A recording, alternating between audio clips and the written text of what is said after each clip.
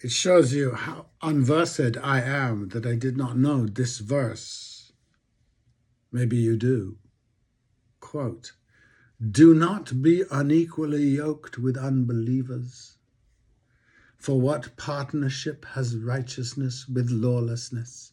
Or what fellowship has light with darkness? What accord has Christ with Belial? Or what portion does a believer share with an unbeliever? What agreement has the temple of God with idols? For we are the temple of the living God. As God said, I will make my dwelling among them and walk among them, and I will be their God, and they shall be my people. Therefore, go out from their midst and be separate from them, says the Lord, and touch no unclean thing. Then I will welcome you, and I will be your father to you, and you shall be sons and daughters to me, says the Lord Almighty." End quote. 2 Corinthians 6:14 to 18, English Standard Version. Oh my God, how we've used this ever since. Thanks, buddy. Belial's meaning, by the way, is primarily wickedness, worthlessness, or destruction. Does that sound familiar?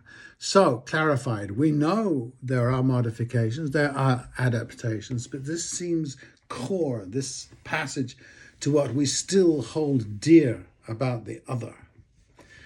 It does not say, go forth and be fascinated, admire, and find common cause. It says, be wary rather of those who believe unlike you, who look different, love, eat, and value differently. You know the litany by now. It seems it is us. It is deep in us, from the hullabaloo of tribes and bazaars to the value systems of the precisely and prestigiously educated. You are born a community, achieve community, or have community thrust upon you. And that is who you think you are. You are home, safe in your community, safe. You'll be sold the notion that these divides, these chasms, have indeed been modified over the millennia. We're not as racist as we used to be. Give me a break. Tolerance is a concept, an adaptation of which the tolerant are very proud, except it is skin deep and still infers a sense of superiority. I'm tolerant of you. Though I have to say that the passage of Corinthians is my anchor. There's an obvious and understandable reality to this for cowards. There's an obvious and understandable reality. If we don't know in our bones that there is a paternal God or thing or goddess running our lives, giving us touchdowns, following and guiding us scrupulously, if we need that assurance, I'm afraid there's absolutely no evidence that it's true. And perversely, this deep insecurity deepens our convictions, and the divide between us and them widens. And there really isn't an orthodox and or reformed version of this. Even the mildest version of this kind of identifying will rage to fever and a genocide when the going gets tough. The liberal educated version will come up with mysticisms like merit, or equality of opportunity, not equality of outcome. This elitist trickle-down rationale could be kept alive as long as the lower orders, who merited less, could just about be kept alive and therefore grateful, but the narcotic and bovine center of our culture couldn't resist its inherent temptations.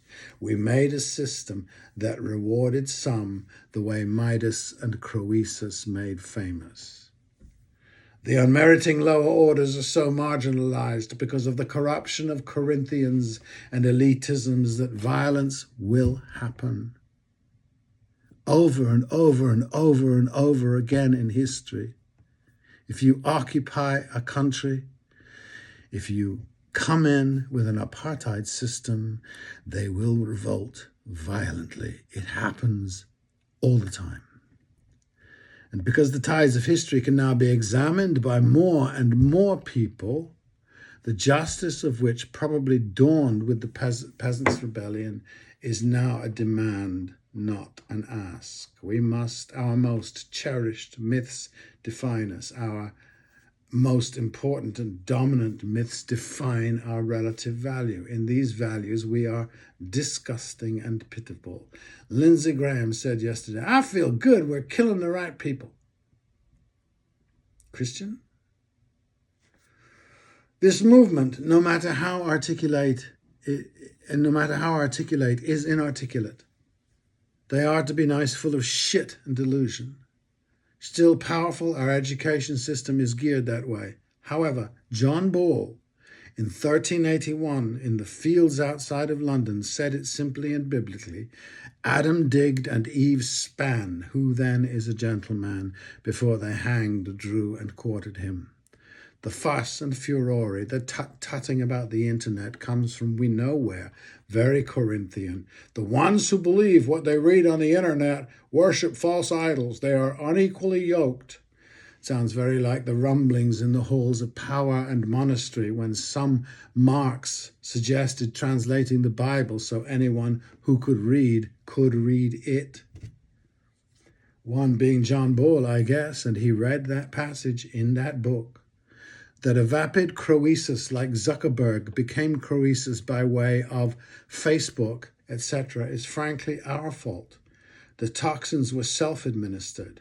The appetites for them reach back to, say, Corinthians.